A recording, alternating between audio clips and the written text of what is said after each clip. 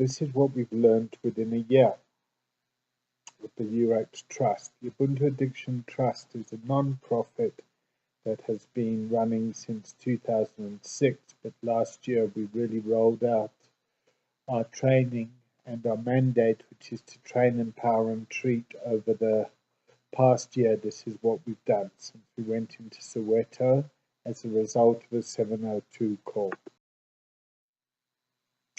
Where we work within wellness days, we work within communities, and we start by training coaches. We have a 3-module training, which we start by selecting people from doing community workshops. After the workshops, communities start to empower themselves. They start to come up with their own solutions. This is a true bottom-up approach starts to emerge.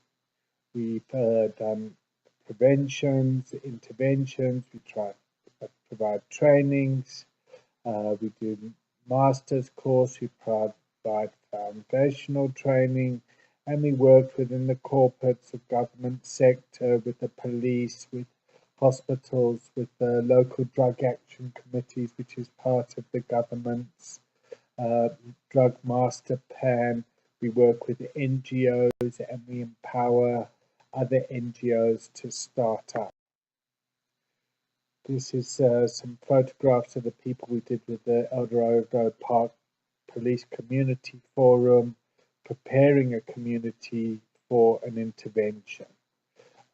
These are various people present. We have people from the community forum, ministers from local churches, people from Sanka, which is the government drug treatment facility. We have people from political parties there and various youth groups.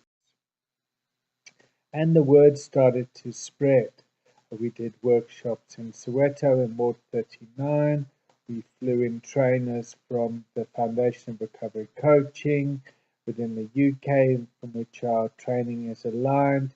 And there's a picture of all our graduates having completed the training in Johannesburg, and now they're ready, after being sponsored, to do the training, to go back into various community projects, to deliver and to give back on the work that they have been given, to go and do community out. And this is how our work is spreading. You can see that the work has started at the U-ACT Trust, and we've gone and done corporate workshops. We've flown down to Cape Town, we've completed master's training, we've worked with various municipalities, Tshwane being one of them, and we provide wellness days within the corporates, we provide other helpline counsellors and coaching work, and the work is spreading. And we've had 86 private students attend the training. We've sponsored 80 students to the training, and our workshops have reached over 500 people. At the beginning of the year, we went off to Zeerbecom to do a 2-week strategy session. That's a picture of the property that had been donated to. It's a rundown property that had been donated to an NGO. And we spent 2 weeks living there in the communities, living with Niope addicts, to try and understand what the needs are at the grassroots level. As you can see, there's very sparse resources there, and treatment really is very, very, very basic. But magic happened, and we got our work cut out for us. We really learned a lot from going into the community and traveling around to various churches and actually understanding what the needs and the challenges are for us. And what we've realized from that is communities need to be prepared prior to the training taking place. This can be a 1 or 2 community workshops that run over 3 days. We can have 50 community members there.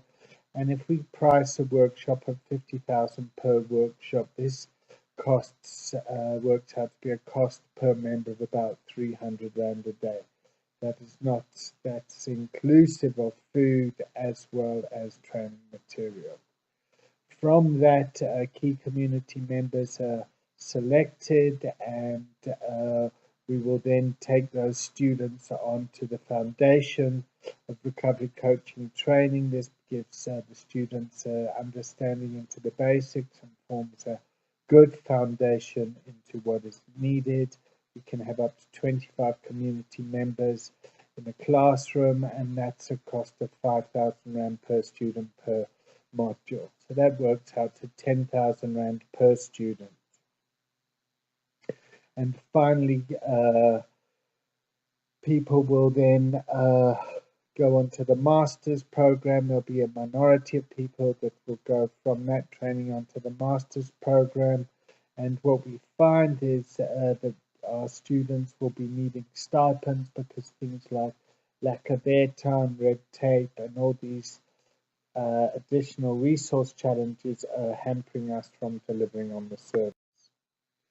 So this is what the costs looks like.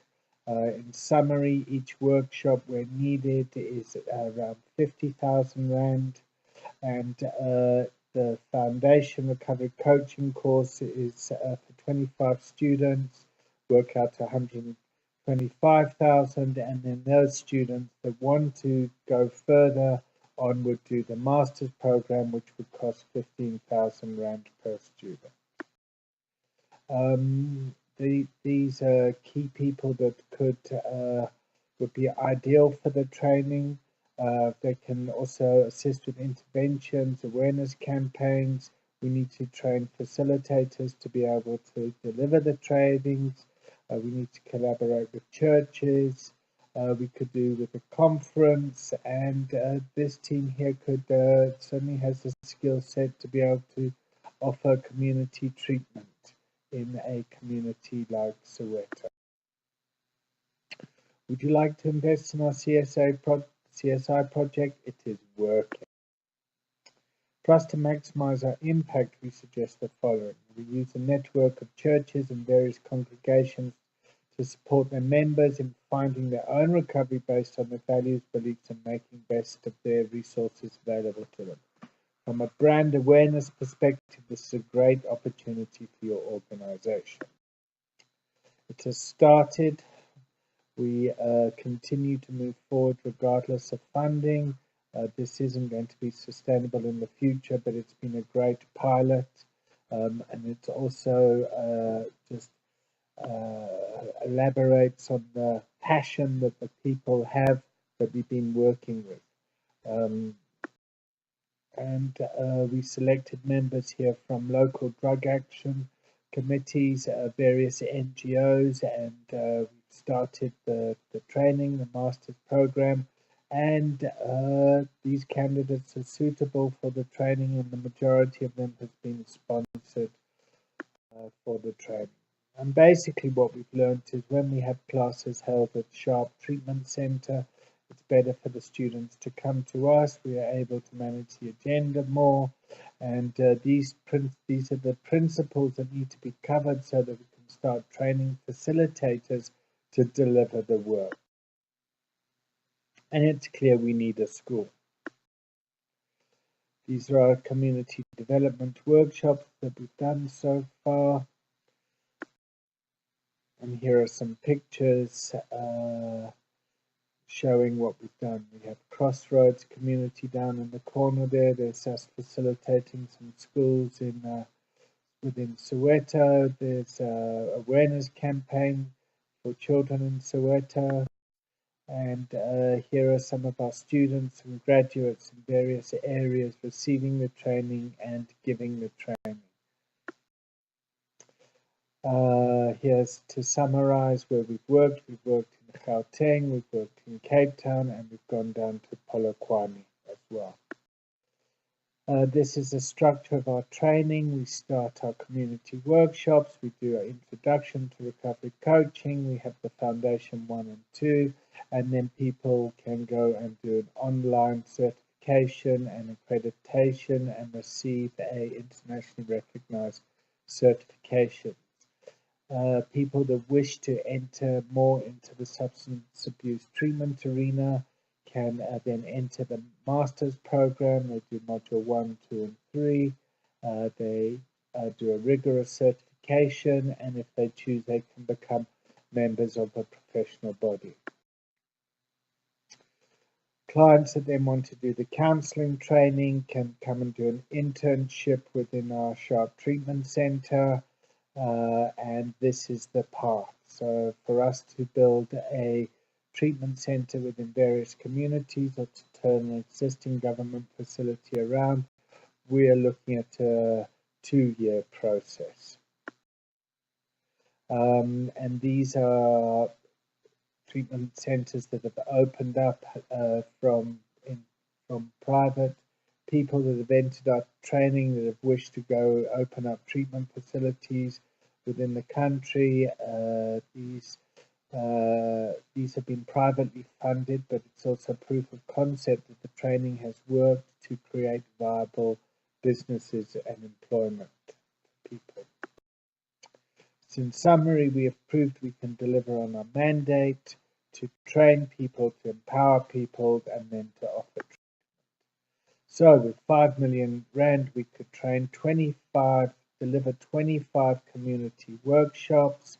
We could empower 125 community recovery coaches, train 125 people to go off and do the training, and to create 125 jobs from that. And from that, we could create 25 drop-in centres, which would cost a government stipend of 75,000 a month to run for 12 months.